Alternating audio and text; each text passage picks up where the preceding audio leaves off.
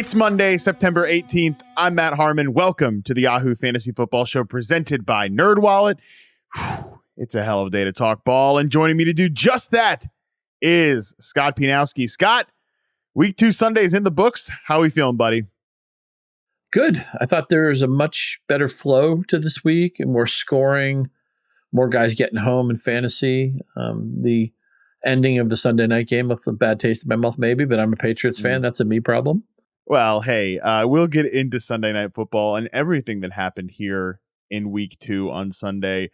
If you're listening to this show, we know you've got some people you drafted on your fantasy team that you started in week 2 that are making you absolutely panic. We're going to touch on a lot of that this week, but as you know, this is the instant reaction show on Sunday Night Football. Scott and I are kind of shooting from the hip. We're going off the cuff here a little bit, but Andy Behrens and I will have had some time to decompress, maybe be a little bit more zen in our response to the game. So if you have people that are making you panic here, remember the people's panic meter. That's your thing. Okay. So send in your written, audio, hell, video responses. What's got you panicked? Who are you panicking about and why? Send it into fantasymailbag@yahoosports.com, or you can find it on my Twitter feed as well.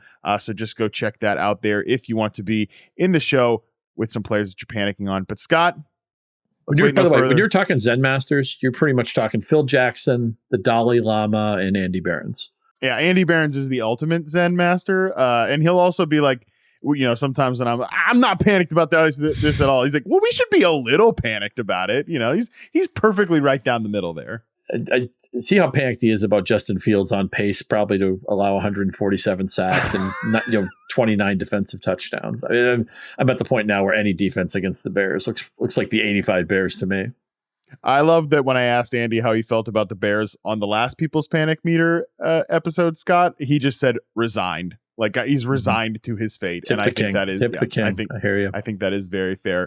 All right, let's get into Sunday Night Football here. This was an interesting one. Miami Dolphins 24, New England Patriots 17. Yeah, Colin just put it in the chat. I saw this one right before we logged on here. Tua is 5-0 against the Patriots, so I think that's a pretty good tip of the cap to Tua. Scott, we'll get to the Patriots. We'll end on the Patriots here, but let's talk Dolphins here. Not like the most exciting, spiciest game from the Miami Dolphins, which, from an offensive perspective, after the fireworks show that they put up in week 1, but against Bill Belichick in New England, I think we kind of didn't expect that anyways. What were your takeaways from this one? Sure. That's what Belichick does. The Patriots do. They make you play left-handed. So what was New England's obvious game plan? Tyreek Hill's not going to beat us. He had a short touchdown catch, but Tyreek Hill's efficiency was well under what a Tyreek Hill game is be expected to be. He actually doesn't have the greatest history against the Patriots. He had a big game against them when he was still a Kansas City Chief, but they've kept Hill somewhat muted. So what did Miami do? They ran the ball down their throat with Raheem Mostert, who looked great. And there's I've seen a lot of Twitter victory laps with Raheem Mostert. The problem with Mostert, and I'm a fan of him, I've always liked him, especially when he had that big season, the breakout season with San Francisco. It's just he's 31 years old. And even though he's got low mileage, they talked about that in the broadcast, it's just how much can you expect from Mostert? Is he a half-season player? Is he a 12-game player? It's hard to imagine him lasting for a full season. Nobody's ever questioned his ability when he can play. He's very fast. He's decisive. And he hit a couple of home runs tonight. So he's one of those guys. We've talked a lot about trying to win September, getting off to a good start. He fits that ethos. And with some of the running backs who have struggled, or some of the running backs who have gotten injured, or maybe fallen out of favor with their teams, Cam Akers, Raheem Mostert's the perfect panacea for that. Raheem Mostert's a good player. We just don't know how long it's going to last. And we have a feeling like it's going to expire at some point in the middle of the season. It's just a matter of when. Yeah, okay. I mean, I say it all the time about Raheem Mostert. He's here for a good time. He's not here for a long time, right? That is the ethos of Raheem Mostert. It's been a good time so far. He scored a touchdown in week 1, scored twice in this game, 6.7 yards per carry, ripped off a long 43-yard run. But victory lapping Raheem Mostert, I mean, what are we doing here? There a lot of stuff had to happen for Raheem Mostert to get to this point. Jeff Wilson had to go on IR. Devin Achane had to get banged up in the preseason. You had to avoid the Jonathan Taylor gets traded to Miami thing. So, okay, if you landed on Raheem Mostert, I think he was a good draft pick, but you don't need to be victory lapping that, okay? Because like a lot of things had to break in your favor. But then again, Scott, as we know on this podcast, the victory laps I mean, there doesn't need to be a rule. But I do think, again, as long as Raheem Mostert stays at the head of this backfield, and he absolutely is. Salvan Ahmed, he was involved a little bit. He actually left with a groin injury. Devin Achane, again, he gets 1 carry for 5 yards. He catches a catch for 4 yards. Like, he's just not all the way ready yet after missing some time in the preseason. So this should remain the Raheem Mostert show. He's a tough guy to save like rest of season. Where would you want him? But as long as he's in this role, he is like pretty much an every week start. Yeah, and again, I think a lot of pundits who put it out there will sell high in Raheem Mostert, which is great. If you can tell me where that market is, where the people who are banging down your door for Raheem Mostert, I think it's going to be hard to do, but we'll enjoy it while it's here. It's a good story. I mean, it feels like he's been in for a physical or a tryout with like half of the NFL teams. I'm not even exaggerating when I say that. I mean, at least 10 teams have worked him out. Maybe it's more than that. Some of them he signed with, some of them he didn't. He played a lot of special teams. So it's a great story, and I'm going to enjoy it for as long as it lasts. I just don't think in any league of sophistication people think it's going to last that long, but that's okay. It was fun tonight, and he's a likable guy, and they trust him. It's just a matter of how much juice can they get out of him for the full season. And I just think it's also a credit to Mike McDaniel and this offense for knowing they needed a counterpunch. I talked about this a lot in the offseason, that I think the way that they needed to evolve as an offense was when they get in situations like this, where they're not going to give you your first pitch. Bill Belichick and the Patriots are not going to give you your first pitch, right? 9 targets to Tyreek Hill, 5 catches for 40 yards. He does get the touchdown as well. Jalen Waddle, he's in the concussion protocol after this game after taking a hit to the head from Mapu, the rookie. Kind of a tough spot for Mapu. I felt, I get why you throw the flag. It's helmet to helmet, but, don't know that his damn head's going to be there at that point. So 4 catches for 86 yards for Jalen Waddle on 6 targets, 21.5 yards per catch. But again, not a consistent, like, you didn't catch 10 passes or something like that. We're just getting ripped up all game by Jalen Waddle. So when you don't have your first pitch of the pass game, you're able to do the running stuff. I think that is a credit to the Miami Dolphins, and it's just a credit to Tua for, I think, continuing to play well. I'm just really impressed with where this Dolphins team is at right now. Let's move it to the Patriots here. Scott, we were talking a little bit before we got you and I got recording here. You had a similar thought, and I said to my wife, like, halfway through the third quarter of this game, like, the Patriots offense feels like just good enough to be average. Like, they're just missing one real playmaker. And that was apparent tonight, where I don't know about you, but I was generally impressed with the way Mac Jones played. They're asking a lot of him, like 42 pass attempts, but it's just something missing here. Oh, for sure. There's no explosive plays. The longest pass play of the night was 14 yards. And the longest running play of the night was some miraculous 18-yard Mac Jones scramble, which may never happen again for his career because that's not who he is. So all of their drives, it feels like it has to be these 15-play methodical drives. They ended up getting some good stuff late in the game when they sped up the tempo. And people always say, well, why don't you do that earlier in the game, for a couple of reasons. One, you don't want to tax your defense too much. And also that type of thing often is more effective when the other team is tired. And you could see they were really exposing a tired Miami defense late in the game when they did that. But for fantasy, what do we want? We want the offense to have enough buoyancy that it covers Ramondre Stevenson, who's so much better than Zeke Elliott right now. And I don't know why the Patriots thought bringing Zeke Elliott made any sense. I know you need a second running back in just about every city to play, and it's just, you got to have somebody who's better than Zeke. I don't know why they did that, but Mac's been okay. Bill O'Brien's the adult in the room. Devontae Parker made some plays tonight. Hunter Henry's looked good for 2 games in a row. I know his touchdown was a little controversial because he got away with simulating a block, like it's a running play, and then he went out for a pass. But whatever, Hunter Henry's getting involved, and he has so much more upside this year with a better coaching staff. So at least the Patriots will give us some fantasy juice. A little disappointed that Kendrick Bourne got 9 targets and did absolutely nothing with them. And if you told me Juju Smith-Schuster was 38 years old, I'd probably believe you. But going forward, the Patriots, they're kind of in purgatory. They're not good enough to really have a major upside. They're not bad enough that they're going to be in on the Caleb Williams stuff. They're going to be somewhere in that 7-10, 6-11, 8-9. Miraculously, everything went right. Maybe they go 9-8, whatever. And even if they made the playoffs, they'd probably get boat raced in the first week of the playoffs. We're just hoping Stevenson's a full season factor. Probably will be. We're hoping Hunter Henry can give us some good moments at a position that's been really rocky this year and a lot of times is difficult. So Henry looks pretty good. Occasionally a receiver will pop here. That's about it. Mac Jones, I put him on the sleeper list. You probably aren't playing a quarterback sleeper in week 2, but if Mac Jones can be good enough to prop up Hunter Henry and to keep the offense in scoring position for Ramondre Stevenson, I would take that.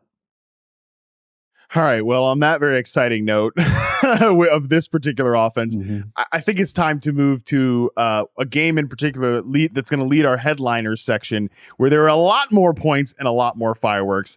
Let's talk Seahawks 37, Lions 31. Scott, we didn't quite get to, 90 combined points like we had last year, but pretty exciting, very full fantasy game here. Yeah, if not for a couple of Detroit guys getting banged up, this would have been such a clean fantasy game. And I think the big story is that Seattle, they played a good half against the Rams, and then they played a horrible second half where they have 12 total yards. They lost both of their offensive tackles. And you can coach that stuff up during the week. And even though it was a makeshift offensive line, Gino only took 1 sack. The sack was really his fault. It was a play late in the fourth quarter. The ball, for the most part, in Seattle went where we wanted it to go. Walker had a couple of touchdowns. Lockett had a couple of touchdowns. Metcalf just missed a touchdown tackle at the goal line. Yeah. So it's just a case of when you see a team that has coaching infrastructure that you believe in and they're embarrassed and they look like they're broken, just give them the benefit of the doubt that they'll probably fix it. I know there's a referendum on Gino right now. A lot of people are waiting for him to pumpkin, and then there's people who are more confident in Gino, and I would count myself in that second camp. Not that he's not going to win the MVP or anything, but I think Gino's just fine, and he's got 3 good receivers.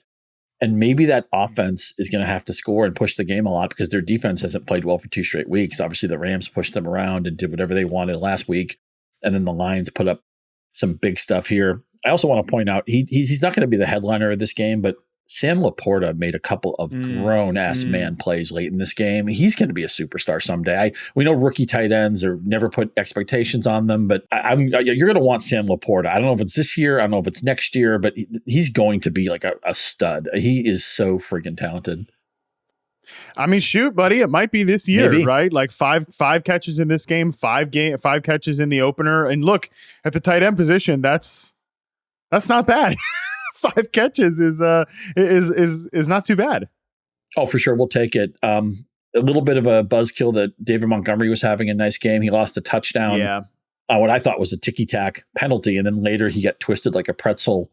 It's one of those injuries. It looked really bad. When I heard that it was a thigh injury later, I thought, well, okay, maybe it's not as severe as we thought. He did leave the game. Whenever somebody leaves the game and then gets carted to the locker room, you get nervous. They haven't been able to get Jamar. It's funny. Jamar Gibbs looks great every week, I feel like, but it hasn't really popped for him yet. But at some point, you would think they would expand his role. Look, they have the thing with Montgomery and Gibbs, obviously, and this has been said a million times. They do different things well. They're complementary players. That's how the Lions want to use them. They have a coordinator we like. They have an offensive coach that we like. And Jared Goff, although he threw that one awful pick, for the most part, he's playing at a high level. They do play better at home. So I think the Seahawks are a carnival. I think maybe the Lions can be a carnival. All that good defensive mojo we felt from opening night kind of went away because they're not going to launder Gino's jersey after this game. But bottom line is, when I was looking at the slate, right, it's like, the Chiefs and Jaguars would be 1,000,000 points. Nope. Some of the other games I thought, would maybe be fun. They wouldn't be. This game certainly, it left me satisfied. Not that guys had huge games. I mean, Walker didn't have a great yards per carry or a ton of yardage, but he scored twice. For the most part, whatever you needed to get home in this game got home. Yeah. I really think it's interesting just with Jahmyr Gibbs, right? Because now we've got David Montgomery. I think it's like a thigh bruise. We'll see how long, like from a long-term perspective, how he might be out. But it just is interesting with Jahmyr Gibbs that it's not going to be a clean, like if Montgomery misses time, like definitely bump up Jahmyr Gibbs. Like Craig Reynolds is involved for 3 carries today. Like they might have somebody like that step up a little bit. Like I think they are still, despite saying we have, plans for Jahmyr Gibbs that nobody's ever seen before, like those type of quotes. Sure. It still feels like they're kind of trying to figure out what to do with him on the fly, despite being so jacked up about the pick. So that's interesting. I will also point out Josh Reynolds scores twice again in this game. somebody that, like I pointed out on some of the videos Andy and I shot this morning, he was the third, I think the third most added receiver over the last 2 days on Yahoo, like right there with Allen Robinson and Calvin Austin. And I was like, you know what? I would rather have Josh Reynolds than both those guys. Like, I might think those guys are a little more interesting maybe from a player perspective, but Reynolds he's a Goff favorite. He's a coaching staff favorite. And he's just going to be out there until Jameson Williams gets back. And maybe even once Williams gets back, like or Jameson Williams gets back, like they might have him out there. But you're right. I'm endorsing what you're saying too about Jared Goff, that I think he, other than the interception, is playing at a really high level in a solid ecosystem. And I think the same grace needs to be extended for Geno Smith too. I'll admit, Scott, that after week 1, I was a little panicked about the Seahawks. Not panicked, but just was so shaken by what I saw. And you're right, this is not the perfect game, but I'll tell you what, like DK Metcalf right now, every 2 or 3 routes I see him run on the live feed, like watching the games. I'm like, damn, he is cooking right now. Like he's from a timing perspective, he looks really, really sharp. Lockett gets going in this game. You know, they're trying to establish Kenneth Walker, but I still don't think they have their run game totally going. So I come away from both of these teams in this game. On the Lions side, I feel better that they've got an answer in Josh Reynolds as an outside receiver. And then on the Seahawks, you're so right to say that if you trust the head coach, and we should all trust Pete Carroll implicitly, like a week 1 blip, I'm not too worried about that at this point. Right. And they actually played well for a half too. It's not like they played horrible for 3 hours. Before we move on, just want to co-sign the Reynolds talk. Not only is he relevant right now and has the trust of, as you mentioned, everybody pretty much in that huddle, but who's to say Jameson Williams is like ready to go right out of the box, right? He's hardly played any professional football. They wanted to give him up in camp too. They wanted to give him a ton of reps in preseason so he'd be more ready to go when his suspension was over, and then he get hurt right away. So maybe Josh Reynolds is relevant, deeper than you think. Maybe he's into November, into December. Who's to say? It's the offense we like, ecosystem we like. They like him. I like Josh. 100%. I love that call. I know people probably want us to have a deeper conversation about Jahmyr Gibbs, but I have a feeling he's going to be a highly submitted player to the panic meter overnight tonight here, Sunday going to Monday. So I'm sure Andy and I will talk about him on tomorrow's episode. Moving on to 2 teams that found their way into last week's panic meter, and one still might be there. Baltimore Ravens 27, Cincinnati Bengals 24. Scott, let's talk about the Bengals here. We'll get to the Ravens in a second, but couple injuries to note here. Most notably, Joe Burrow re-aggravates a calf injury. He that's what he said after the game. He called himself day-to-day, re-aggravated the calf injury.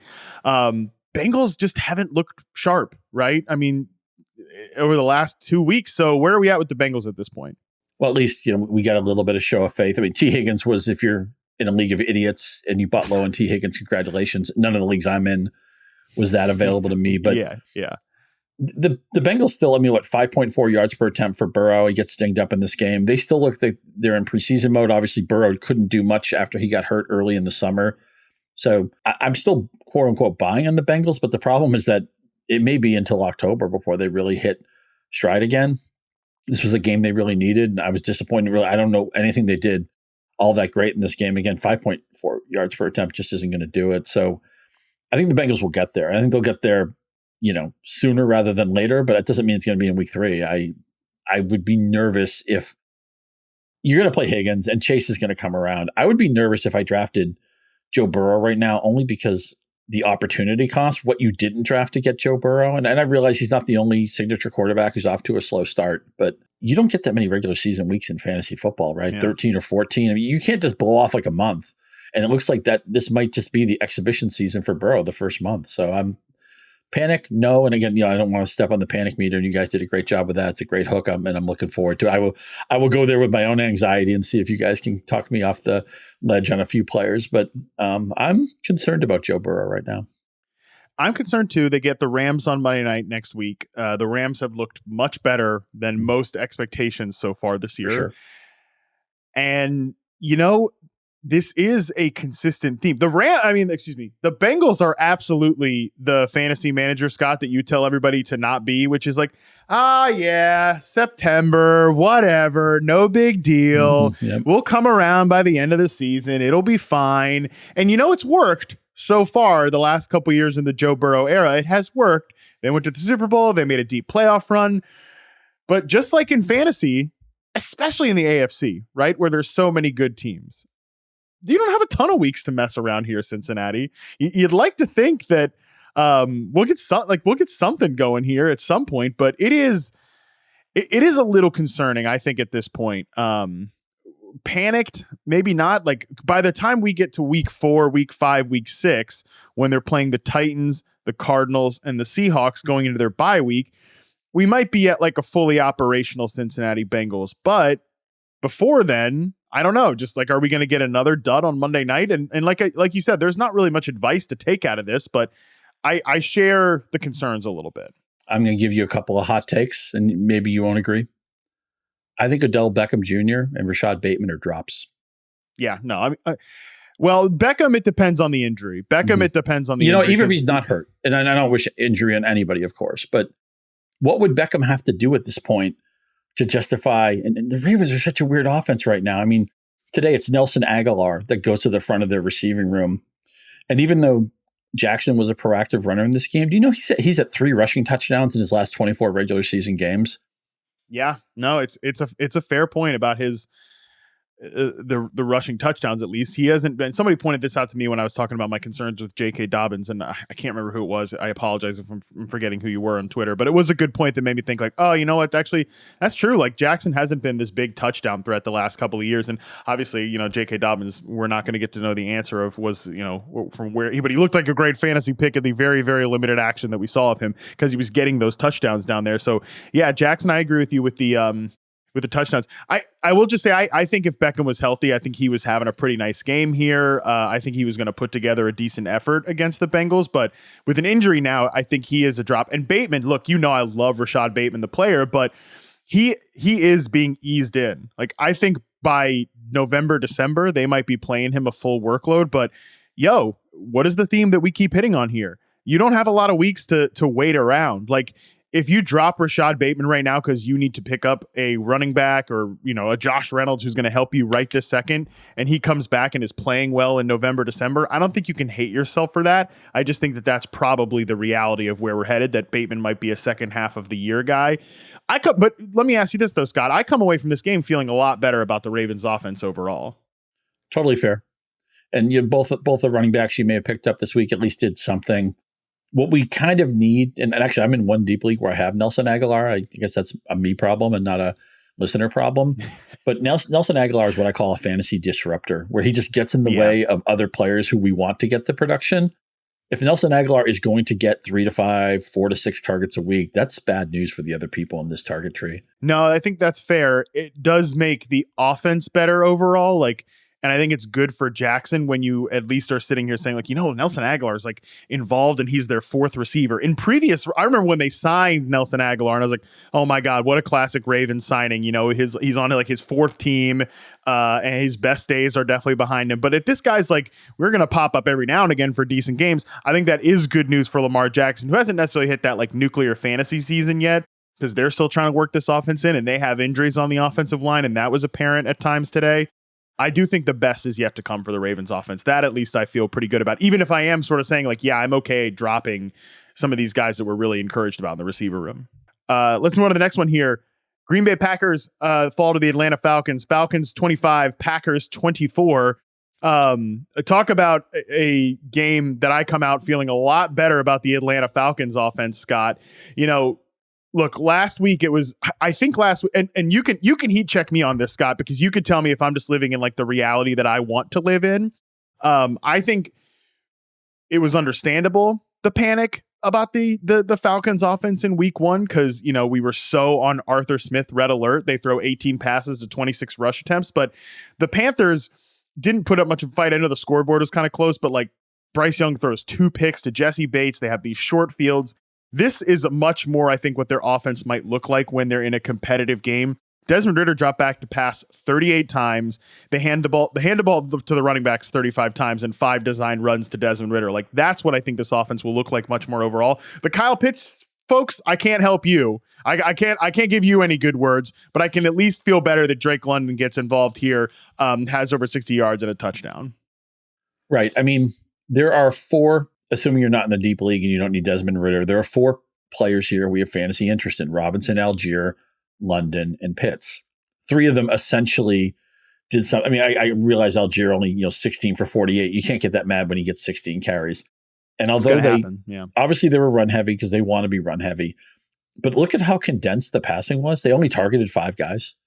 That's good. And if you told me Drake London was going to get 7 targets the rest of the season, I'd be like, done, take it, sign me up, because he's going to have a lot of 6 for 67 and a touchdown games when he doesn't need, it's great when you see double-digit targets for Drake London. But, and remember too, with some of these games, like Drake London got 7 targets today. A lot of those are play action targets from a team that's been running the ball down somebody's throat. So again, they're going to be highly efficient. It's going to be one of these things where he's going to end the season with like 108 targets, and people can be like, well, what would he do with 140 or 150? But he's kind of getting the fillet of the targets because they don't look to throw as proactively as other teams. But when they do, it's designed to be a splash play a lot of time. They hit the splash play to Mac Hollins on a trick play. So, hey, Arthur Smith is 2-0. I'm going to back off on Arthur Smith. As far as Pitts not showing up, I mean, last week it was London. This week it was Pitts. Well, again, there's 4 guys here we want to do something every week. You're not going to get all 4 of them. 3 out of 4, you would take it. On the other side, we had a couple of spots this week where a starting running back was hurt and the backup was or the understudy, or even in the case of the Packers, it's kind of a 1-1A situation. It's like, okay, wheels up for A.J. Dillon. There's nothing no Aaron Jones in his way, right? 15 carries, 55 yards, a long of 8, and he catches 1 pass for 8 yards. I mean, A.J. Dillon is the jaggiest of all. I know he was an early draft pick, and he had an interesting tape coming out of Boston College. I never watch A.J. Dillon and think, oh, he's Corey Dillon, or oh, he's Derrick Henry light or something like that. I think he's just maybe jag is a little bit too harsh, but I don't think A.J. Dillon is in any way a special player. And the next time he comes to a spot like this, I'll look at him as somebody maybe I could play, but certainly not a must play by any means. That's exactly how I approached him. Like when people asked this week was, it depends on your other options. Like he's not slam dunk. And really, because I think watching this offense this week, watching this Packers offense against the Falcons this week and then the Bears last week. And look, the Bears are like an unserious defense right now. We'll get to the Bears much, much, much later in the show. To go with their unserious offense, I might add. Yeah, actually, they're an unserious team right now. And again, we'll get to that. You know what they practice every week? That Justin Fields taking a sack. Oh yeah, they got that play nailed down, buddy. They got that play right off the playbook, man. The play sheet is perfect there. I just think watching this team in each of the first 2 weeks, man, Aaron Jones is an important player for this team. And that's something that, and I think we might have this same conversation later about Josh Kelly and Austin Eckler, but I think it's especially true about A.J. Dillon subbing in for Aaron Jones. He's just so completely opposite of Aaron Jones. Jones they use as like a pre-snap motion guy. He's like defensive eye candy. He's an explosive pass catching guy. And A.J. Dillon is not eye candy and he's not explosive. I mean, other than his quads are unbelievable eye candy. Those are great to look at, but not great when it comes to being sort of that dynamic piece in the offense. And they're still missing Christian Watson too. That is one thing. If I'm a Packers fan, this game's competitive. It doesn't look as good with 6 yards per attempt, 56% completion rate for Jordan Love, but they get Jaden Reed involved, 8 targets, 2 touchdowns. I think if he's on waiver wires, he should be on rosters at this point. They just don't have a guy who can flip the field like an Aaron Jones or like a Christian Watson yet, but eventually they will have those guys. Yeah, I can't wait to see. I actually thought Love played better than the stats would indicate in this game, and I can't wait to see. Look, Watson's their best receiver. It's nice that they get a couple of touchdowns from Jaden Reed, and Musgrave is another guy who looks like a runaway freight. I don't like him as much as Laporta, but Musgrave's going to play in this league for 10 years. But they need their they were without their number 1 receiver and their number 1 running back in this game, and that Love did not by any means embarrass himself. He got very little help from Dillon also, so the Packers easily could have won this game. I feel a lot better about Jordan Love today than I did a month ago. Absolutely. I feel not great about Jordan Love, but I feel much, much better than I was expecting to at this point in the season. And again, this is such an inexperienced team. Like Aaron Jones is their only real veteran that's an above average player at this point. So they still remain, I think, a team on the rise. Let's move on to this next one here. Kansas City Chiefs 17, Jacksonville Jaguars 9. Definitely was not like the points fest that we were expecting, but let's talk Chiefs first here before we move to the Jags. Obviously, concerning week 1 effort for Kansas City. They only put up 17 points here, but kind of what's your temperature on the Chiefs offense at this point? I'm really torn on this because Sky Moore catches that back shoulder touchdown from Patrick Mahomes. Gotta love Patrick Mahomes too. It never felt like he was having a signature game. He still throws for 300. He throws for a couple of touchdowns. He ran for 30. I mean, it was a perfectly acceptable game, even not a blow-up game, but a fine game for him. So I see the Sky Moore back shoulder touchdown, a chemistry play, and I think, okay, we can build on this. Sky Moore, maybe I've been looking like everybody else all spring, all summer, all fall. I'm looking for a right answer in this receiver room. I see Sky Moore make a play like this, and I want to be like, okay, great, let's go. Mm-hmm. And then I just see a cast of thousands. I mean, I swear Dwayne Blow played in this game. They threw the ball to everybody. But the 12 players took a target. How can you get there? I mean, I realized and this is a game where Kelsey had a quiet game. You'd think maybe one of the receivers would step up. I mean, you would take this guy Moore 4 for 70 and a touchdown. That's great. But nobody's getting more than the 3 or 4 targets. They're just distributing the ball all over the place. Even Pacheco, I thought he played well. I'd like to see more than 12 carries in this game. We're at a point now where you play Mahomes, obviously. You play Kelsey, obviously. And then you have to be backed into a corner to play anything else on the Kansas City Chiefs. It has to be like, oh my God, I just get riddled with injury. Oh my God, it's a bye week from hell. You can't play anything else proactively in this offense. And that's really sad for me to say because I like a lot of these players theoretically. Again, Pacheco, if I could get him to 15, 16 touches a week, fine, maybe a little bit more goal line equity. 12 carries isn't enough. And nobody in this receiver room, even more off a good game, can we play with any level of confidence right now. Yeah. Patrick Mahomes drops back to pass 45 times in this game, and MVS leads the team in routes run at 37. And like another disruptor. MVS. Yeah, we're never. I mean, he's the lead guy in terms of routes run. He's the lead guy, but he's never going to get more. I mean, in this game, he has 2 catches, like 2 catches on 3 targets. That's the MVS special, and sometimes they could be 2 for 13. Other times they could be like big catches like they were in week 1. So I definitely, look, Sky Moore gets 3 catches, 70 yards and a touchdown. That's great after he puts up a straight 0 in week 1. But I'm with you that he's not a guy, and he was never drafted to be a guy that you'd play proactively. I kind of wonder if the Chiefs, again, he runs a route on 31 of 45 dropbacks, not even 70%. Like there's just such a deep rotation here. And I kind of wonder if, this is what it's going to be like all season, or if we're going to get to a point mid-season where the Chiefs have figured out like, yeah, these are our guys, right? And like, we're going to get Pacheco more like 15, 16, 17 carries a game. And we're going to get, Sky Moore playing a full route load. And I mean, MVS going to be doing his thing. And like Justin Watson, I don't know. I think they kind of just need to settle on something. And maybe I'm an idiot just for like, I don't have the right answer here, but I am a little torn on the approach of just kind of seemingly throwing a lot at the wall and seeing what sticks, because I think for a guy like Sky Moore to grow and play more, to grow, he's going to have to play more, and he's going to have to get more of that chemistry with Patrick Mahomes. But I did think today was an encouraging sign for growing that chemistry, at least. This is going to sound like a cop-out because I said you can't play Pacheco or more proactively right now, and you can't.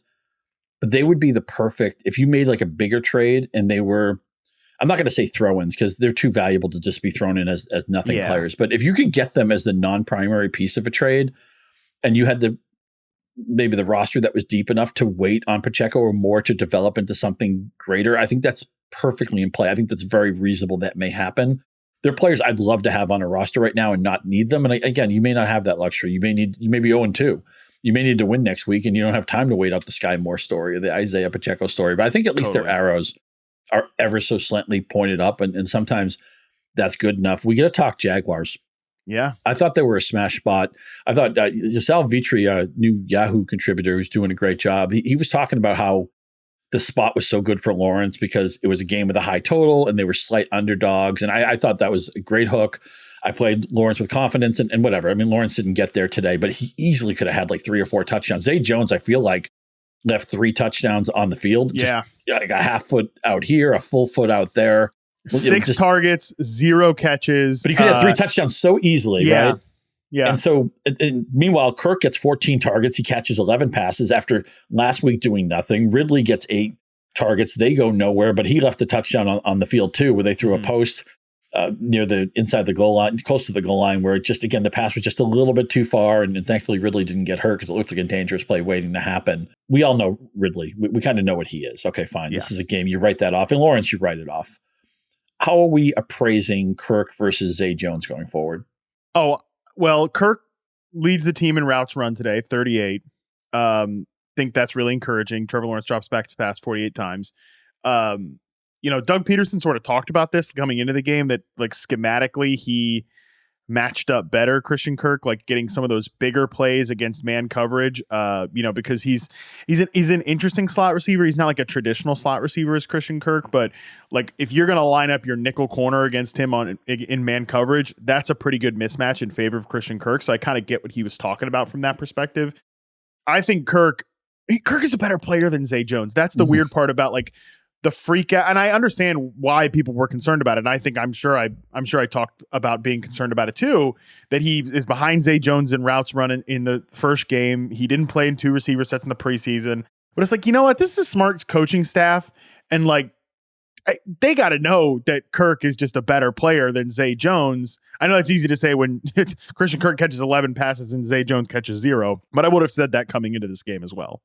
What's our conversation right now about Travis Etienne, who had a very Etienne-ish game? He didn't get a ton of carries. He was ignored in the passing game. He doesn't score a touchdown. I feel like there's going to be more. This line will pop up more than you wanted to for where you drafted him. I did feel really good about Travis Etienne coming out of week 1. And he's still pretty involved as a route runner, like running routes in this game, 24 routes in this game. So I think that's nice, but you're right. I think there are going to be games where he rips a long run like he did against the Colts. And then there's going to be games where it's a lot like this. So if that's not what you can stomach at your running back 1 spot, I get that, but there's not a lot of better bets out there at the position at this point. For sure. Yeah. Our editor, Jason Kablaka, was talking about that. It's been a really rough push off for some of the primary running backs. Let me ask you this. Will Travis Etienne have ever a season where he's like a top 5 or top 6 fantasy back? Nah, probably not. No, I don't think so. I think he's a good player, but I don't think like top 5, which is weird because this is an offense that we like and he's like a first round pick, but I just think there's something not all the way there. And I don't know. I think my answer to that is no. Let's move on to the next one here. San Francisco 49ers 30, LA Rams 23. I want to talk about the Rams here first. Even though they lost the game, I feel Matthew Stafford drops back to pass 60 times in this game, just an absolutely absurd amount. And the story out of this one, well, actually, there's 2 stories out of this. A lot of stories. A lot of stories coming out of this one. Before we talk about Puka Nacua, I want to start this reminding people that this day began. The Rams intrigue began well before the game when Jay Glazer drops a report that Cam Akers is going to be a game day inactive, a healthy scratch, and he is on the trade block. I mean, I cannot for the life of me remember a weirder player-team relationship. Yep. Like, absolutely bizarre at this point that Cam Akers he tears his Achilles, then he comes back for a Super Bowl run, and he's clearly not the same guy. It's a devastating injury for running backs, yada, yada. We go into the next season, and he's supposedly the starter, but then by the midpoint of the season, the team hates him. They want to trade him, all that. They don't trade him. They end up cutting Darrell Henderson, and then Cam Akers finishes the year on a freaking tear, like just piling up big game after big game, winning people their fantasy leagues. And then we come into this year, and, McVay's talking him up in the offseason. It's like, oh, yeah, things are good. And then Kyren Williams starts over him in week 1. And then week 2, healthy scratch by Cam Akers. Cam Akers even tweets that I don't know what's going on. Like, I have no clue. And now, apparently he's back on the trade block again. I mean, Scott, again, I can't remember a weirder player-team dynamic than Cam Akers and the Rams. Well said. I have nothing to add to that. I mean, twice. The second time they basically said, pack stuff, get out of here in the middle of that league winner run that he had in December. And, and Williams, I have to admit, is a better player than I expected. He gets 20 touches in this game, 100 total yards, 2 touchdowns, 1 on the ground, 1 through the air. And I think the Yahoo Fantasy handle had the great tweet that 89% of the teams that rostered Williams did not play him. This is where you get bitten because the game was a later game. Because if the game was an earlier game, even against the San Francisco 49ers, even with the Rams as a heavy underdog, you think, okay, now Williams has his backfield to himself, which he basically did. Nobody else was in his way. And it's not just having the backfield to yourself, but you have to have some ability. You have to have enough receiving chops that you don't get game scripted out of it, which Williams didn't. So it's wheels up for Williams, man. He's going to be he just smashes ADP, obviously. But now it's like somebody asked me on Twitter, is he a top 15 back? And I couldn't go quite that far, but he's at least a running back too. I mean, maybe not a front door running back too, but he's somebody who I'd feel really good about starting, in part because McVay and Stafford and this offense is just so much better than I thought. There's so much more buoyancy than I expected. The 49ers eventually sacked Stafford late in the third quarter. That was the first sack that Stafford had taken all year. And I thought he was going to be a statue out there, bad offensive line. He's on the last hole of his back nine and all that stuff. Obviously, Nakua's going to the moon, and maybe Atwell's going to the clouds. I mean, Atwell 7 for 77 in this game, and nobody will talk about it because Puka has 25 catches through 2 weeks, and he's getting schemed open by McVay. It's just there are never. I feel like we never have enough offenses that have. I always say the word buoyancy, infrastructures we can trust. And I didn't think the Rams were going to be one of those teams. I felt pretty confident they wouldn't be. I thought they might even be in the Caleb Williams sweepstakes. And they beat Seattle. This game was at times competitive, at times not competitive. The Rams got a miracle cover if you are in a point spread pool or anything because they got this late field goal. So a lot of people were talking about that. But the LA Rams are a competitive football team with a professional quarterback, with a game caller we like, with interesting receivers, with it looks like a wheels up running back, man. What else could you want? This is I get another team that I like a lot more than I did. It's night and day. I've gone from totally red light to the Rams to totally green light on the Rams in 2 weeks. They don't even have their best player out there. Like Cooper Kupp is on IR. He's probably coming back, right? Puka Nacua gets 20 freaking targets in this game. That's a pretty condensed usage tree, by the way. I get everything wrong about the Rams. By the way, I thought Tyler Higbee was going to have like 80 boring catches. Let me rephrase that. He's going to have 38 boring catches. Yeah, that there you go. I thought Van Jefferson might be a little more involved, but they just got such a good thing going with Puka Nacua, who's such a good player, man. I mean, and I don't know about you. He's gonna have some staying power. Like he's not gonna just disappear when Cooper Kupp gets back. He's not playing the Cooper Kupp role. He's playing outside and he's like beating man coverage. This is not just like a 1-for-1 little slot receiver thing. So I think Puka's got staying power. I mean, 15 catches on 20 targets. That's great stuff, man. Like I know that Sean McVay schemes these layup targets up, but trust me, Puka is adding to those layup targets. This is not like a Ben Skoranek situation when he'd pop up every now and again. So I think this is legit. I think Williams is legit. 14 carries, 10 targets out of the backfield for Kyron. I mean, Kyron Williams' thing coming out of the draft, Scott, was that he was good in pass protection and he's a nice little solid receiver. So yeah, he's going to be involved in games like this. Just on the Niners, I mean, nothing surprising here. They throw to 5 guys. McCaffrey touches the ball 23 times. Brock Purdy, he missed a few downfield throws. He wasn't perfect, but overall did more than enough for them to win. And I just feel like this is going to be the Niners every single week. Yeah, at least Purdy did get a rushing touchdown if you needed to start him in this game, because as you said, he left some passing touchdowns on the table where there were guys open. He just missed them. I believe McCaffrey beat his rushing prop in the first quarter, which is nice. And, we talk about a lot of times, well, there's 4 alphas in this passing game. Are they going to cannibalize each other? Well, if they're only going to target 5 guys, and I realize they didn't have to throw the ball as much as maybe you would have wanted to. And did they get a touchdown defense too? They didn't get as many snaps as we would have liked because they were so efficient and they controlled the game. But they're at worst the second best team in football right now. Yeah, 26 dropbacks for Brock Purdy. That's not going to be like a normal situation. Anytime your defense has like short fields or interceptions for touchdowns, stuff like that, you're always going to, level off your offense. So I'm with you on that one. Last one in our headliner section, I had to jack this one up into the headliner section. After a late, I'm watching this game with my brother-in-law. He goes, Giants are going to come back and win this thing when they were like 20. I mean, just shout out Trav. What a prediction on that one. When it was looking pretty bleak for the New York Giants. And sure enough, Giants 31, Arizona Cardinals 28. All right, the Giants get the win, but it might have come at quite a bit of a cost here. Giants running back Saquon Barkley suffered an ankle injury in this game.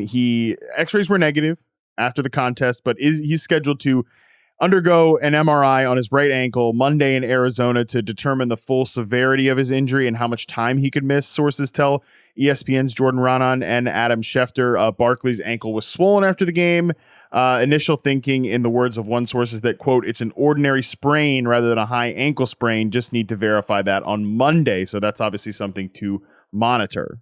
I don't know, Scott. Is Daniel Jones just like, and I drafted a good bit of Daniel Jones this year. Is he just the most like, don't watch the games, just look at the box score fantasy quarterback this year? Yeah, he's a little bit like that fantasy baseball closer who would give you a heart attack if you watched the game snap by snap, pitch by pitch. But the stats are there at the end, in part because Jones always has a ton of rushing equity and he has rushing touchdown equity. And he's going to at least meet his ADP. I think he'd easily beat it. And we like Brian Daboll. Last week, you just have to look at it as an outlier game. The Cowboys defense is nasty and the Giants got in the quicksand and it just all went to crap so quickly. Let me ask you this, Mr. Reception Perception. I think the Giants are like the poor man's Chiefs, where you look at the receiver room, you're like, is there a right answer here? Hyatt's an interesting rookie. Darius Slayton was part of that great receiver class, and every once in a while he makes a couple of splash plays. Paris Campbell was somebody that the Colts liked once upon a time. Sterling Shepard used to be good once upon a time. Is there an answer that we can feel good about in this receiver room? Is it just going to be like whack-a-mole? Every one of them, they have a good game every 2 or 3 weeks, but you can't count on anybody. Yeah, 45 dropbacks for Daniel Jones, and Darren Waller, of course, leads the team with 36 routes. I think the answer is no. I would think that this is going to be a rotation all year long, and these guys fill in roles. But I don't think even Jalen Hyatt, who made a couple of really nice catches in this game, but that's like perfect for where he is at this point in his development. Run like 10, 11, 12, 13 routes and make big plays down the field and just be kind of like a little sprinkling of seasoning, a little finishing salt on the offense, but maybe not a full-blown meal at this point. Well, I like finishing salt. I've always had a soft spot in my heart for Slayton. I mean, he played for an Auburn team. Darius Slayton is one of your favorite players. He is, and he's a better real-life player than fantasy. Maybe he's not a great player in either. I mean, when he went to Auburn, they didn't have great quarterback play. He gets 3 for 62 on 6 targets today, and he made a hell of a almost catch at the pile. It almost went for a touchdown. He went full out. He was completely horizontal to the ground and just couldn't quite catch the pass in bounds. He's always been somebody, the Patriots, who I root for, of course, they've had a pretty ugly receiver room. See what they do tonight against Miami. And by now you already know the answer to that. And we've talked about it up front of this podcast. But I've always thought the teams that need a receiver, I've always thought, get Darius Slayton. Would he be interesting on the Chiefs? I'm probably going to die on the Darius Slayton hill. We have to ask this. If Barkley is hurt, nobody knows on Sunday night what the injury is. It didn't look great. I'm not a doctor. I'm not going to pretend to be one. Could you squint and see any value for somebody in this running back room if Barkley were to miss time? It just feels like such an unknown. Matt Breida gets 1 carry for 5, and this one happened so late in the game too. So we're not going to get like very late in this furious comeback effort. So we're not going to necessarily be able to sit here and say, oh yeah, well this guy got usage and that guy got usage. They have Matt Breida, like I said, who followed Brian Daboll from Buffalo to New York. They have Gary Brightwell. They have Eric Gray, rookie running back.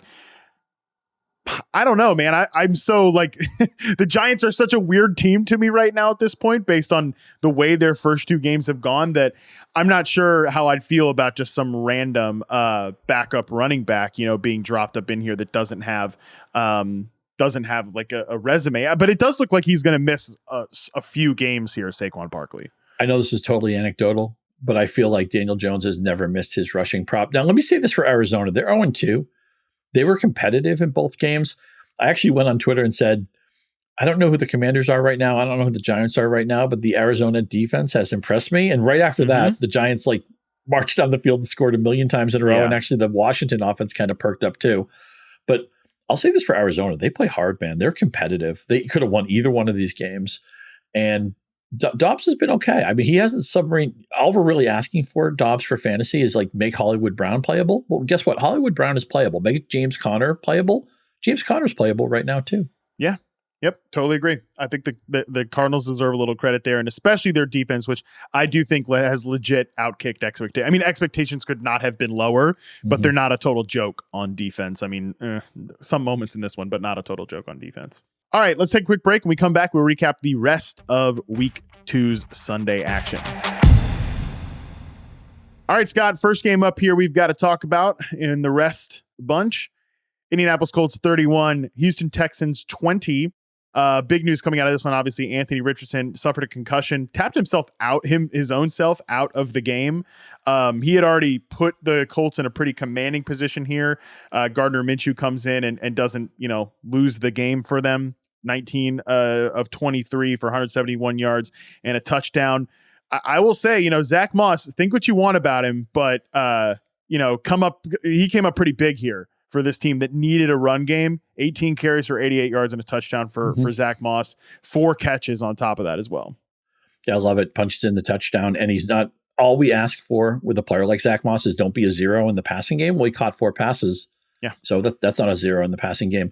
This was a really fun fantasy game because other than Dameon Pierce, everybody got home, right? I mean, Pittman didn't have the game you wanted, but 8 for 56, if you're in any kind of a PPR scoring league, that's at least a passable game, especially in a day where they had to switch quarterbacks. Minshew, I've always thought he was one of the better backup quarterbacks in the league. I think he could be a starter for a lot of teams. How much worse is he than Sam Howell? I don't know. I think they're probably relatively even. I might even prefer Minshew, but they're in the same neighborhood. They're in the same neighborhood. Yeah, they are waving to each other in the morning when they're drinking their coffee and driving out of the neighborhood. So for sure. I don't know what it is. I swear, you and I have both been card carrying members of the Nico Collins fan club. I swear he gained like 2 inches in the offseason. He looked taller on that touchdown. We've always known he could get deep. And another player, I talked about Slayton at Auburn, right? I mean, one of the problems with Nico Collins is that Michigan wanted to run the ball so much and they never had great quarterback play when Nico was there. So it screened some of his value. He looks like a difference maker. He's gone from, draft Nico Collins. He'll be like the first receiver off your bench. The moment you need him, you plug him in to like, no. Start benching people proactively. Like all I did all summer was talk about Jahan Dotson. This is even a hot take. Nico Collins is so far ahead of Jahan Dotson right now in my mind. Same. And I love Jahan Dotson, but look, Nico Collins is a huge win for try to look at receivers in isolation from their surroundings, because there's not been worse surroundings than the Houston Texans the last 2 years. But Collins consistently flashed with freaking Davis Mills and Kyle Allen as his quarterback. And CJ Stroud, I have so much respect for CJ Stroud after these first 2 games. One, he goes into Baltimore in his first game. And look, he put some good stuff on film, like the results, whatever. Who cares about the results? He put some good stuff on film, and he looked like it just looked like an NFL quarterback and making big time anticipation throws in week 1, his first NFL game in a hostile environment in Baltimore. And then in this game, Scott, they're down 4 of their 5 offensive linemen that they wanted to walk into the season with. It's like Shaq Mason and a bunch of backups out there. And again, they didn't win the game. I do think, Indy was probably in control of this thing from the beginning. They did look like they were going to they had this one in the bag, but Stroud goes out there and he doesn't embarrass himself. Like, how many other first round rookie quarterbacks would play behind a makeshift offensive line and pee down their legs in a game like this? Takes 6 sacks, throws 47 times, completes almost 64% of his passes. Nico Collins, 20 targets. I'm with you, for the first 2 weeks, I'm with you that you're playing this dude every week, and he could not just have he beats his ADP type of season, but he could be one of the clear right answers right now in fantasy. I believe that the talent was there, and it was okay, he's a rookie, CJ Stroud, rookie quarterback. How much is he going to elevate Nico Collins? Well, they're elevating each other quite a bit at this point too, where I think Nico Collins might be rest of season. Just a wide, coming into this week, I was he's probably a wide receiver 3 rest of the season. Now coming out of this, I'm is he a wide receiver 2 the rest of the season? Because even these other guys in this offense are having the Texans offense just looks like it might be a place to pick passing game fantasy value at this point. Yeah, I think I'm going to be annoyed when some of the people in the industry will talk about Nico Collins you could sneak him off somebody else's roster, when I think anybody who rosters him right now is thrilled. Because he, as you said, he's going to outkick his slot, right? He was wide receiver 4 before the season, maybe a wide receiver 3 if you squinted, if it's a deep league. Now he's it's a guy you're going to start every week, probably as a wide receiver 2. And even though Stroud took too many sacks, and sacks are often a quarterback stat, but I'm not going to blame. I'll have to see what the rewatch shows me on Monday. But when you're missing 4 or 5 offensive linemen, I got to figure a lot of these sacks weren't Stroud's fault. And he props up 3 different receivers for fantasy value. We've written a love letter for Collins. He deserves it. But Robert Woods has a solid game. Tank Dell, 7 catches and a touchdown. He was on a lot of sleeper lists before the season. This is going to be, what's going to happen is the Texans are going to probably be 1-6 or 1-7 at some point. We're going to be, oh man, long rebuilding ahead. And I could see them having maybe a little bit, maybe not quite as exciting of a run as Detroit had in the second half of last year, but it could be a Detroit, that kind of takeoff where it's really bad for two months. And then people look up and say, oh, wow, Houston's 4-4 the last 8 weeks. And they upset Baltimore. They upset Cincinnati or Jacksonville or somebody like that. I'm not even sure who's on their schedule. But I think they're going to be a team that plays a lot better as Stroud gets comfortable. And there's talented players on this team. Maybe this is one for the panic meter, but you can just give us a hint of what's to come. What's your state of the Dameon Pierce address? I think it's hard for me to feel too. I know that's been a rough start to the season, obviously.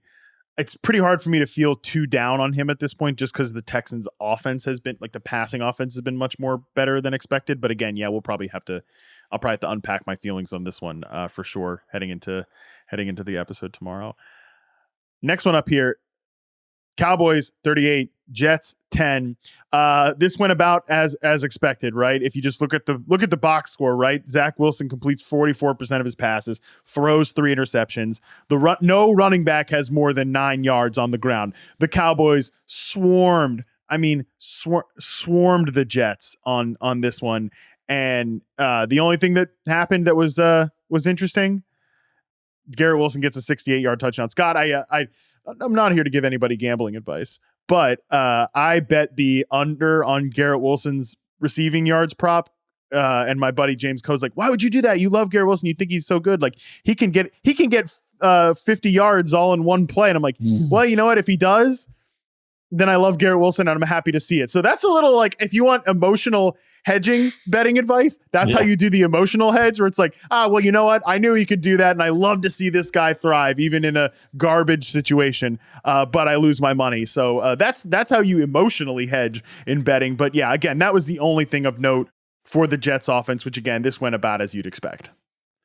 Yeah, leave it to producer Colin, big Cowboys fan, to write into the script that it was a 38-10 final. It was actually 30-10. No, that was me. That was was you? me. Okay, I thought Colin was trying to sneak in 8 extra points for the Cowboys because it was me. Matt, if you told me this game was 58-10, I'd believe you. I know. Right? Yeah. It never felt competitive. Leave it in there.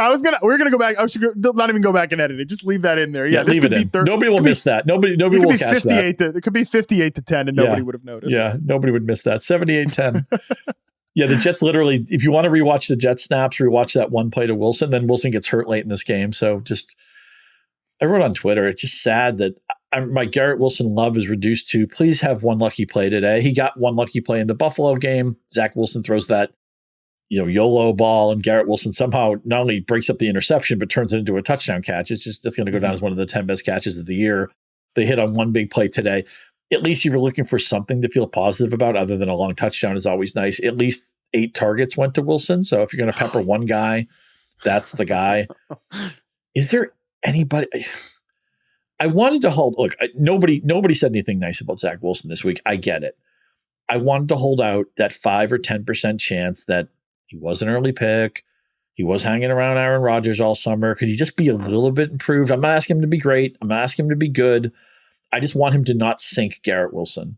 And now, even on a day where Garrett Wilson gets a long touchdown, I'm afraid that I was hoping Garrett Wilson could hold on to like the wide receiver 2 value that he held last year. Now, that was all propped up by non-Wilson quarterbacks. It was Joe Flacco. It was Mike White. Those were the guys who were doing well with Wilson. It wasn't Zach Wilson. Now I'm afraid there's look out below potential with Garrett Wilson. Of course, if he's hurt, that throws all of this out because it just totally changes the dynamic. But is there anything they can do? Is anybody on the street? Is anybody's third string? I don't know.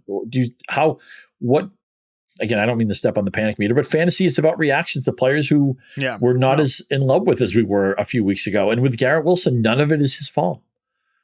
Yeah, it's like if you had the stones to play Garrett Wilson against the Cowboys defense, like congratulations, you got out of here with a good fantasy game. But this could have easily gone the other. Like if that safety makes that tackle on Garrett Wilson, we're talking about what, a 2 for 20 type of line on 8 targets, and we're all coming out of this like. And yeah, guess what? That didn't happen. Okay, and Garrett Wilson is good enough to. Garrett Wilson's good enough to just to do that, to make plays all on his own, but.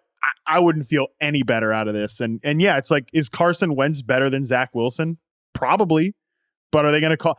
I don't know.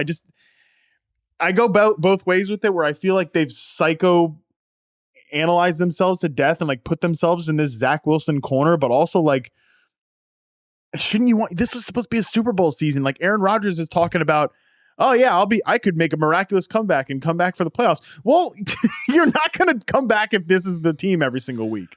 Let's play a little either or quickly. Garrett Wilson or Terry McLaurin going forward? Oh, Terry McLaurin for sure. Garrett Wilson or Christian Kirk going forward? Oh God, I probably Garrett Wilson, but I don't know. Wilson or Drake London? Drake London, easy. Yeah, maybe I'm shooting too high. Maybe you can't get any of these guys. I'll give you one more. Garrett Wilson or Jahan Dotson? The heck with that. Garrett Wilson or Nico Collins? I'm totally saying this with a straight face. Would you rather have Garrett Wilson or Nico Collins the rest of the season? Probably Garrett Wilson, but I don't know if I feel that good about it. And I'd let you talk me out of it. So anybody on the Steelers you'd take over Garrett Wilson? Healthy Deontay Johnson, but he's not a healthy. Well, we know that's not going to happen. Okay. Cowboys, real quick, like not a ton to take away from here. Tony Pollard gets 25 carries and a positive game script. That's awesome. CeeDee Lamb is such a stud, dude. I think he needs to. I'm not saying he's like an underrated player, but he's just so good. He was awesome in this game. 11 catches, 143 yards, and nobody else really does much of anything, even though Jake Ferguson sneaks in the opening touchdown. So I don't know, man. Cowboys kind of are who we thought they were at this point, too. All right, next game up here. Chargers. Oh, my God. Well, I think I have the score backwards on this one, too, actually. It's Titans 27, LA Chargers 24. Scott, this is a classic Chargers loss and a classic Titans win. Right, yeah, the ugly Titans win. The Chargers, they checked off all those boxes of the first team to do like all these good things and then be 0-2. And I told a lot of people to play Kelly this week. What's your takeaway on Kelly? Who Tennessee's run defense is very good, but yeah, obviously Kelly disappointed what our expectations were. What's your takeaway on that?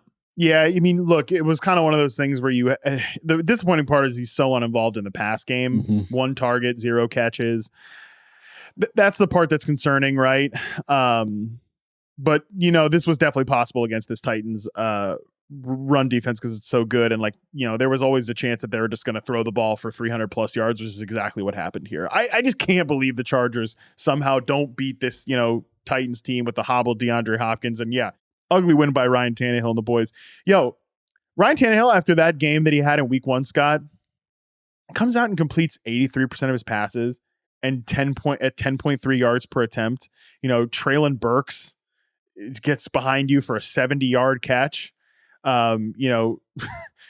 Derrick Henry obviously has 80 yards, wasn't efficient or anything, but those big plays, Chris Moore, 49-yard catch here. He's still in the league, yeah.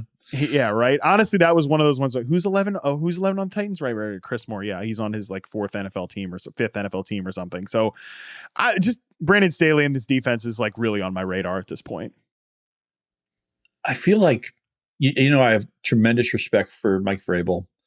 I actually have a lot of respect for the peak of Tannehill's career, which we're so far past now. I have tremendous respect for the peak of Derrick Henry's career, which is probably in the rearview mirror. He's a Hall of Famer in my mind. It's at the point now, I realize, again, Tannehill, as you said, 10.3 yards per attempt. They hit some splash plays. It's so hard for me to watch Tennessee's offense because I expect every play to fail. I don't know how they did this. And it's cute to say, well, it's chargering, right? The Chargers found a way to lose this game. Maybe just Tennessee, those 6 or 7 plays they had to have, Tannehill ran for a 12-yard touchdown and they hit the home run to Burks. And what do you do with Burks, right? He gets the 70-yard catch. You're like, oh, yeah, that's why I like Treylon Burks. And then you see the 4 targets and you're like, yeah, that's why I can never play Treylon Burks. Same with Chico Okonkwo. I was talking him up this week because he left some plays in the field last week. They missed him on a couple of plays. It's gonna be difficult. It feels like their offense is always playing uphill. Yep. I think it always will, as long as, especially this offensive line is so problematic. Not that you know it that much with what the Chargers got going on in defense right now. This is just such a toothless defense. Tannehill took 5 sacks against 24 attempts. That's way too many. Yeah, it's way too many. All right, next one up here. Las Vegas Raiders fall to the Buffalo Bills. Bills 38, Raiders 10. Pretty predictable one here. Josh Jacobs, last year's leading NFL rusher, has 9 carries for -2 yards, but at least he got some catches for you there. Speaking of running backs, man, I mean, I know if you have James Cook on your fantasy team, you were definitely pissed off that like Damian Harris punches in a touchdown and Latavius Murray. I mean, that one's really got to grind your gears. He punches in a touchdown. But at this point, James Cook has a really nice role for fantasy. It's not going to be a league winner type of situation, but he has 17 carries. No one else has more than 7 in the backfield. He catches 4 passes on 4 targets in a game where the Bills didn't have to do too much to beat the Raiders. Again, I know there's got to be some frustration because these other guys popped in touchdowns here for if you have James Cook on your fantasy team, but for where you drafted him and what you're going to get out of him, I think he's going to help your team. Yeah, I never feel sorry for somebody who got 159 total yards and 4 catches out of their running back, especially back to Kabaka's note. There's been so much running back messiness in the first 2 weeks. James Cook so far is the right answer. And Murray's just so old, and Harris is a good player, but not a great player. And look, Josh Allen only ran for 7 yards in this game. James Cook is already in the circle of trust, and he's got the upside to be better if he carves out a little bit more goal line equity. I don't feel sorry for anybody with James Cook. The funny thing about Jacobs is I've written a lot about him in the past few years. This is very consistent with a lot of running backs, that his production games usually come in wins, and his touchdowns usually come in wins, and his production goes way, way down when they don't win because he doesn't catch the ball that much, and his touchdowns kind of vanish. Now, what happened last year is a lot of times the Raiders upset people.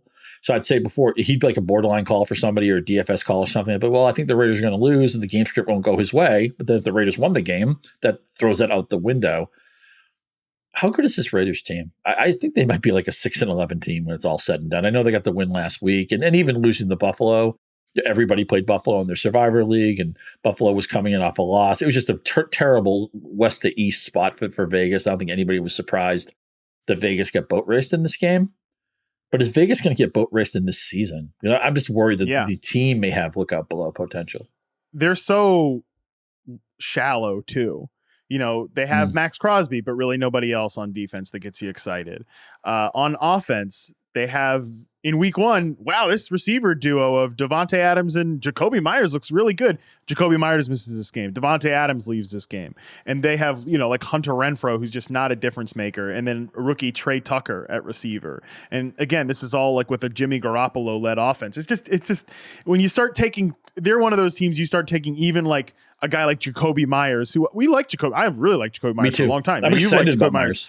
Me too. I am as well. But it's like, it's Jacoby Myers, who's probably like a top 40 NFL receiver, like a really good player, but not like a superstar. It's like, oh, you take him away and the offenses are all of a sudden in a bad spot. That's when your team is just way too shallow. Totally agree. Yeah, he's one of those zone busters. He sits down, he catches that 9-yard pass that moves the chains, but your offense shouldn't collapse without him. But again, part of it was the spot, but it's just funny to think that Garoppolo just 2 or 3 years ago was one of the signature players of the league. And now, you have to kind of squint to imagine him being league average. Next one up here. Oh, back to the unserious Bears. Bears fall to the fighting Baker Mayfield. Baker Mayfield's got the boys 2-0. Tampa Bay 27, Chicago 17. It's just there were a couple of little moments for the Bears offense in this one. A couple. DJ Moore gets over 100 yards, but they throw an interception on a busted screen pass to Shaquille Barrett for the Tampa Bay Buccaneers. Fields takes 6 sacks. You wrote on the outline, Scott, that Justin Fields hands out sacks like Halloween candy. Well, he is very in the spirit here, even though Halloween's like over a month away at this point. Any defense against Justin Fields for fantasy. Yeah, Chiefs next week. The Broncos the week after that. Then it's the Commanders on a Thursday night. The Vikings. Some of those defenses aren't very good. I don't care. The Raiders. As you said, Max Crosby and like 10 kind of anonymous guys. I did play, and look, maybe I'm just feeling a little bit, tall in my shoes because I played Tampa Bay in some leagues. Just strictly on Justin Fields will. Yeah, and look, I get it. He believes in his athleticism. He never believes a play is dead. But sometimes you got to get rid of it, man. You can't hold the ball that long. You can't take as many sacks as he does. That interception was on him. I get those middle screens. When they turn into interceptions, they look horrible. But Justin Fields has not always had the greatest setup around him. The whole idea this year was that maybe they gave him some help that he hasn't had in recent years. But I'm playing any defense I can against him. I would have liked to see Roschon Johnson play more in this game. I thought the script would have set up well for him. He ascends to the running back 2 spot. I think he's one of these players that all of fantasy is like just expecting him to run by Khalil Herbert like a parked car. And maybe that's going to happen. I don't know if Johnson had an injury in this game or if there's a reason why he wasn't on the field, if he did something wrong, if he missed the blitz assignment or something. But I was disappointed, given the script of this game, that he only got 6 touches. Yeah, Donta Foreman, healthy scratch going into this game, so they're narrowing it down to 2 guys at least, which does help for Roschon. Very important for fantasy 3-2 to make a thing. And Tampa Bay, let's say this for Tampa Bay, man. Perfect fantasy setup. Baker, maybe good enough. Rachaad White, basically the backfield to himself. And then in the receiver room, Evans was great. Godwin was involved, and Cade Otton at least got enough work that if you're desperate at tight end some week, you could think about using him. And White was involved in the passing game. So I wanted Tampa Bay to do 2 things. I want Baker to be okay, to be competitive, to be competent. It looks like he is. And I wanted their usage to be very, very narrow. And right now, it looks like that's true too. Yeah. Hard for me to take too much, again, playing an unserious Bears defense. I said about Rachaad White in this game, like coming into this game, if you can't do it here, then he's not going to do it ever. Well, he at least did it here. So, you got to feel at least decent about that. I will just take the L on Mike Evans, and I didn't draft like any Bucks, but I did at least clearly prefer, if you were going to take a Bucks receiver, to take Chris Godwin, because I've seen Baker Mayfield fail with like vertical outside receivers before because he can't make those difficult throws, which I still think is true. But Evans gives you Johnny Manziel just had this whole documentary out, right? Remember the Johnny Manziel thing was basically just throw up prayers to Mike Evans. I mean, Baker Mayfield can throw up prayers to Mike Evans because he makes bad quarterbacks right. I mean, he was doing it with Jameis Winston for years.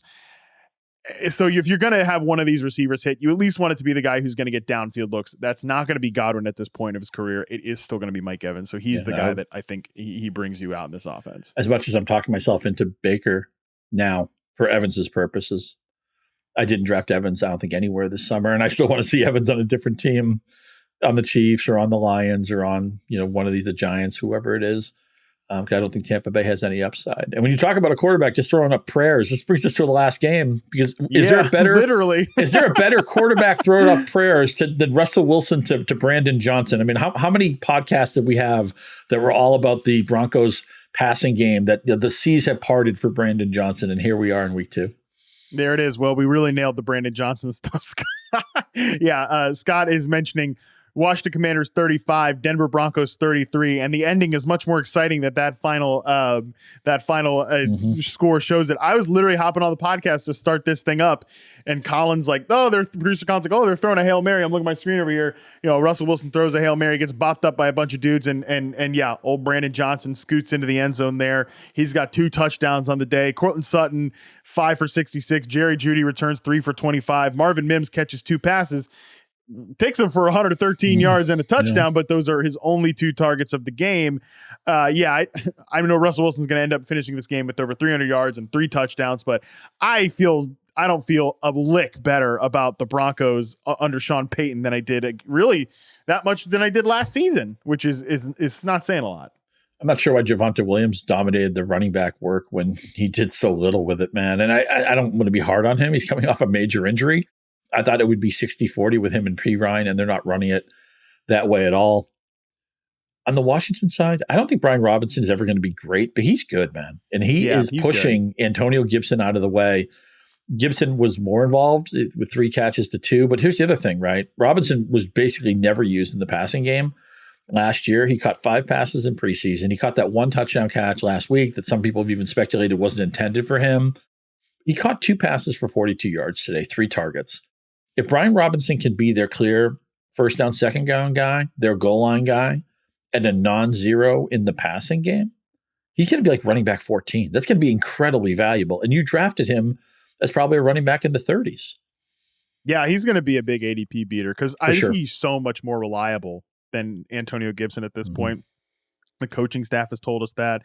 They talked about Chris Rodriguez as a guy they liked. He doesn't get any carries in this game. I agree. I think Brian Robinson got way too much crap. People, he's not explosive, this, that, and the other. We got shot in the freaking leg. Stayed in college too long, right? Yeah, the whole thing. So I think he's just going to be a good grinder back for this offense and somebody that you want to play in fantasy. I mean, he gets 18 carries. Curtis Samuel gets 1, Sam Howell gets 2, and Antonio Gibson gets 2. Like, Antonio Gibson is in the Curtis Samuel zone at this point. That's not where you want to be if you're a running back on a team.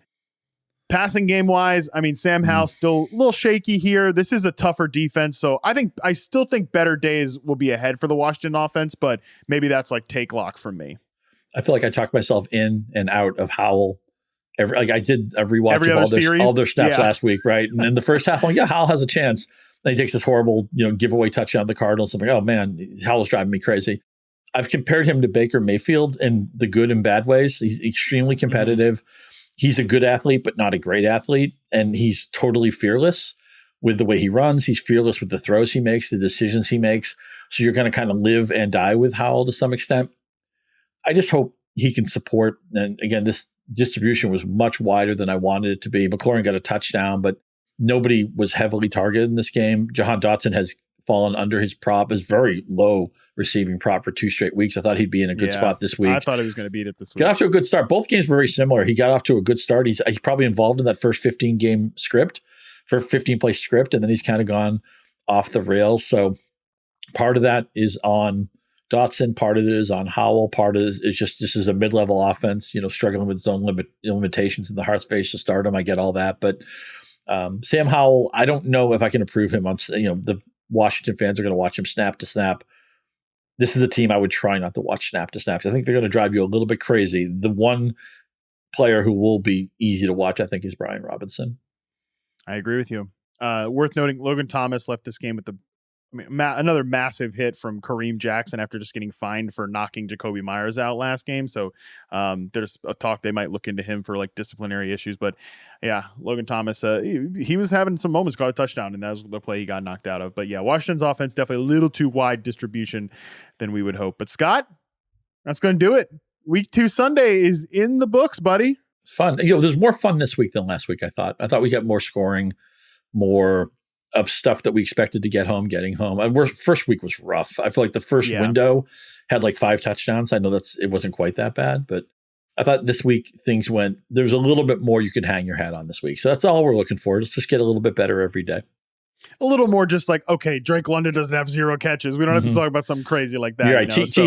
Higgins had a catch today. Actually, a couple of touchdowns, so yeah, I feel better about this week than I did about. And week 1 is just week 1. I mean, teams take the preseason so differently now than they used to that week 1 is the glorified preseason week. This felt more like a National Football League Sunday.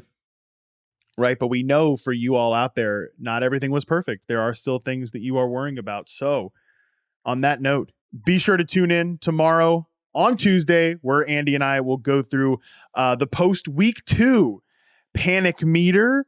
If you want to submit to the People's Panic Meter, make sure you email fantasymailbag@yahoosports.com. Send in who's panicking you. If you got a video or a voice memo, you go right to the top of the line. So send those in. Also, we're going to take tweets too. Andy puts out a tweet. I put out a tweet at @MattHarmon_BYB. So look out for that. If you're listening to this right now, it's definitely out because I put it up after Sunday Night Football. So again, make sure you hit the mailbag, fantasymailbag@yahoosports.com to send in your submissions for the People's Panic Meter. And of course, we'll cover top waiver pickups too. And after this weekend of action, I'm sure you all have something to panic over and need some people to add. So until then, we're out.